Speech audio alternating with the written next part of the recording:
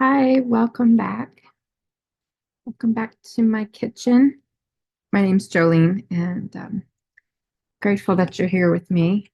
Um, Started to snow a little bit. Nice. It melted, and then it's the flurries came again. Busy day, and having something warm to drink. Two spooner. It's a two spooner day. What about? So yeah, yesterday, uh, found out, of course, my family member is C, the C word answer is does not have it, right? And yeah, that's been something I was contemplating today, like, because she's like, "Oh, I wish, how dare, why would they scare me like that?" You know, I don't know if if doctors are there to scare you. I think they're there to um, see what it could be, right? So everyone checks to see what it could be, which is the best case scenario. I mean, I think that that's ideal. So there's a lot of gratitude for that for me. I was like, I'm grateful that you're sea free today. And that's good. So, anyway, I need to read a prayer. But I was also thinking maybe I'm going to read from one of my books, and I won't tell you which one it is because I don't want to get in trouble. But I'll read the date of the book. So it's like we'll do December 22nd reading, okay? And it's a tried and true book that I love. And let me find the date. This is a classic uh, recovery book reading. And for December 22nd. Yeah. I am grateful that you're here with me today. All right, so here it says it's Al Anon has many treasures for me if I'm willing to accept them, but none can do more for me than learning really to live in the present. That means being more aware of myself, of and of small happy things that often dramatize themselves into importance as I observe them with enjoyment, if I'm willing to accept them. But none can do more for me than learning really to live in the present. That means being more aware of myself and of small happy things that often dramatize themselves into importance as I observe them with enjoyment. No matter how grim the situation may be that has troubled all my waking thoughts, there are shining nuggets of pleasantness all around me to distract my mind from its cares. But I must be on the lookout for them. I have to look out for them. That's my job. Uh, so they so today's reminder, the noted scientist Huxley said it in this way, quote, "For every man, the world is as fresh as it was the first day, and as full of untold novelties for him who has the eyes to see them." Again, for every man, the world is as was the first day, and full of untold novelties for him who has instructive and rewarding way to achieve the detachment so often mentioned in recovery. Quote here it says, God, make me receptive and aware. Make me receptive and aware. Restore to me my capacity for wonder. I love, I love that section of recovery. Honestly, um, it it offers me hope when I'm in the world of non-recovering people that are close to me, aka family. Can you relate to that? Like, I'm like judging, and I have to stop. So, yeah, I was like, it was, so I have to pray for God's will for um, the people in my life that are staying in my head rent free lately. Because I was driving to go pick up my daughter today from work and like, stop, like when you have, like I was like, stop thinking about how you want someone to see the world. Stop, stop. So I had to like literally like in my mind, I was like, prayer. So I was like, let's do it together. God grant us serenity to accept the things we can't change, courage to change the things we can, and wisdom to know the difference. God, I offer myself to thee. Build with me and do with me as thou wilt. Relieve me of the bondages of self so that I may better do thy will. Take away my difficulties so victory over them bear witness to those I would help. With thy power, love, and way of life, may I do thy will always. That's the third step prayer. So, and God, I pray for the sick and suffering. I pray your will for them. You can say someone's name if you need to. I'm going to say it in my head. Pray for God's will for them. I pray for God's will for them. Amen. All right. So I got to do that. I have to start doing that now. 2 weeks. It's a 2 week deal to get someone out of your head. All right. So we're going to read my crazy cat eaten book. Oh, I have to tell you what happened. So I have issues with my cats biting stuff, right? And do you guys have cats that do that or dogs that do that where they bite your stuff or my problem was plugs. I have like like um like there's like plastic paper on wires, like the plugs. And so I was like full of fear and that my cats would bite through it. I'm getting hot now. Would bite through the wire. And so last night I was like, oh my gosh. So what can I do? I don't know. So I thought, well, I have this really strong perfume and it's the one from Clinique. It's really strong. Um, it's aromatics. All right. So imagine if you guys know what that smells like and how strong it is. What my bedroom is going through right now because I had to leave the window and it's snowing out. I had to leave the window open and I have a air purifier in there right now because last night when I saw my cat Lilac like kind of biting on it, I was like, oh no, she can't do that. So I'm going to stop her. And I took my aromatic spray because I thought, well, I want to put a really strong perfume on it and she won't like the taste. I got her, like I figured I got this, right? Because of fear. I wasn't thinking clear. Very distorted thinking.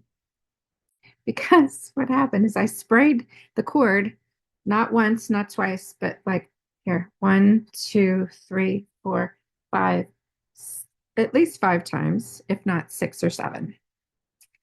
Plus, I had already just sprayed the air because I like one little spritz before I go to bed because it reminds me of my grandmother. Go to bed, I did this because I was fearful.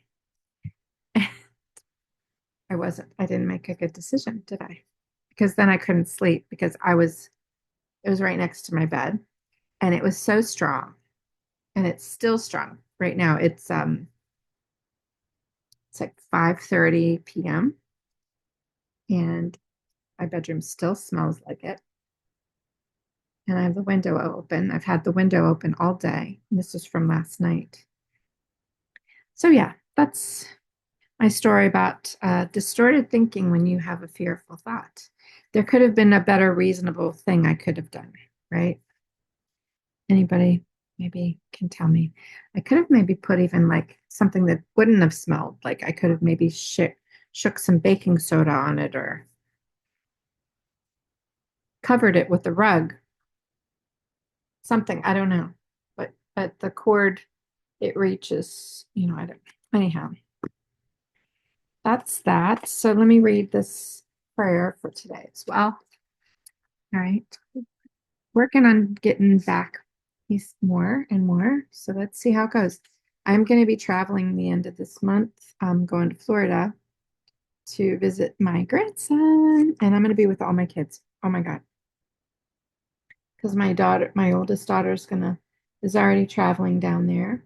The one that does the astrology. I have that in uh, her and I are writing the calendar for this 2026.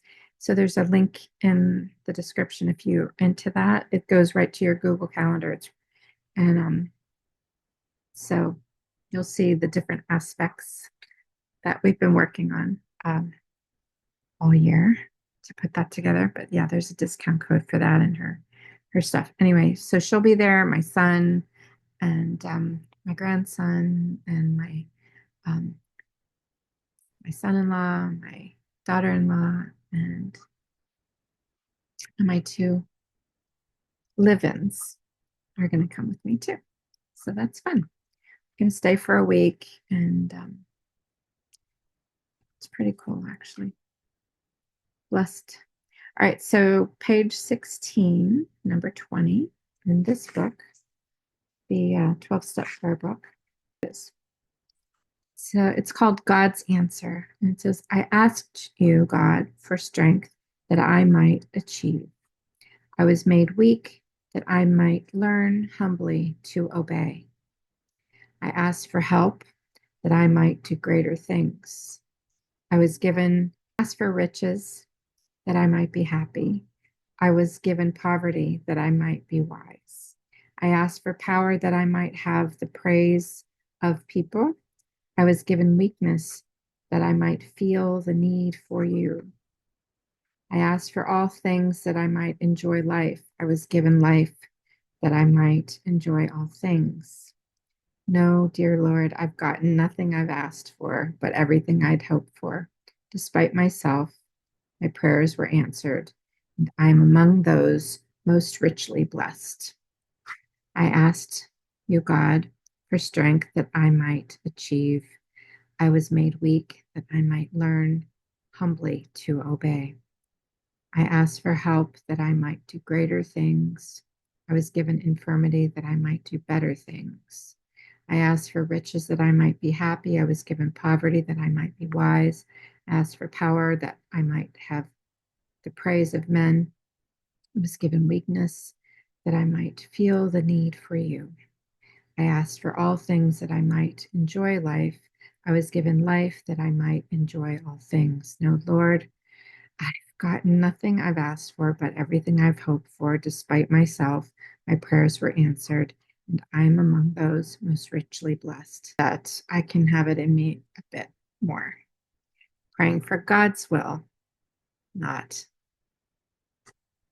something I want. Because God, when you ask for God's will, gives you what you need. And it's God's will, not mine be done. And it's always better that way. Take the blessing, and then I don't have to be responsible. I don't have to be mad at what I could have done. You know, I mean, yes, I do the work. I do my work. I do my part. I adjust my attitude best I can. I stay present the best I can so that I can witness what I'm going through. Maybe it would have been nice if I would have done that better last night. The second before I sprayed the first spray of that perfume, that would have been wonderful. But pain is a big reminder of what fear can drive me to do. So I wanted to also just give you a suggestion of a book if you haven't already read it, or um, if it's like a so it's called Jonathan Livingston Seagull. This was given to me by one of my very first sponsors. It is falling apart because it's that old of a book. And it was, and God rest his soul. He's been deceased now for, he was deceased the first year of my sobriety. So it's really, he's really a cool guy. Actually, he was the husband of my sponsor, but he's cool. He reminded me of like a fatherly energy, like similar to my dad. And I was like, if they're married and they've been married for that long, I maybe I'll work with her so that I can also benefit from him as well. And yeah, so he gave me this book and he said it's something that would be, and I remember when I was really little and I heard it being read. It was like my aunt had it on like a record, or I don't know if it was like an 8 track or whatever. I was pretty young when it was read. Like it was on who read it? It was Richard Bach, I think. Or is that who? Well, Richard Bach is the writer, and that's who wrote it. But I'm who? Let me see if I can see who wrote it, who read it, not wrote it. The first book I ever read on my own. It is actually when I was younger. It was the first book I ever read on my own because it was so beautiful. It has like photographs in it. It's really beautiful photographs of the seagull. Well, why am I bringing it up? Because it's one of those books that the theme is about like finding and breaking free from limitations to pursue like your passions and your dreams. Um, that's what I get from it. Recognizing like the boundless potential within us and realizing that you have to be present, like how he's learning to fly in the beginning towards the end. And his mom is like, why can't you fly like the rest of the birds? And he's like, I'm just not like the rest of the birds. Um, and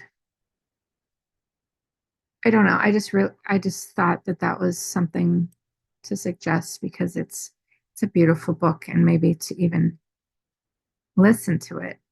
That's I do like listening to books, especially like if I need to like prayer, like to take something out of my, so like if I'm obsessing about someone or something, uh, and it's living rent free in my head, instead of having those negative and fearful thoughts, to replace them with like someone reading to you. And yeah, these beautiful, there's so many people who go through these things. And I don't know, like to have something to relate to with others, like a book. I think that's what makes books so wonderful. um asking profound questions, and having like just being inspired by someone's reality smashing times, like even because for instance like the healthcare thing that everybody's worried about. Yes, today was that day where you get that letter, got the email telling you that how much it's raised. Today was the day that it happened to me, I know. And in order to digest that, accepting life as on life's terms without falling to like I guess what I'm trying to say, sorry, is that reading and indulging in not necessarily fantasy, but hopeful reading, beautiful, inspiring reading to feel feelings, or to what I'm looking to do, what I was looking to do with filling it with addictive behaviors that weren't good for me, right? Like drinking or uh, having relationships or that aren't good for me because I'm just trying to fill in the gaps of time. So before I go to bed, like that, just to get through the day. And already distorted thinking will not be able to pay attention to the fact, like, so if I'm not sober, then the chance for sanity at all in realizations is is very minimal. So I don't want to go there, especially getting older as well, because I can easily feel sorry for myself, and I don't. I just don't want to go down that path because feeling sorry for myself never made me happy, never brought me joy. It always brought me to despair and seeking pleasure to cover um, actions that I could be taking. You know. Anyway, it's even um, so that's that. I read some good stuff, and I'm going to leave you with that. Sorry if this was too long or inarticulate, but I love you. I'll try to be back tomorrow, and have a great day, night, whatever time this is. All right. Bye, guys.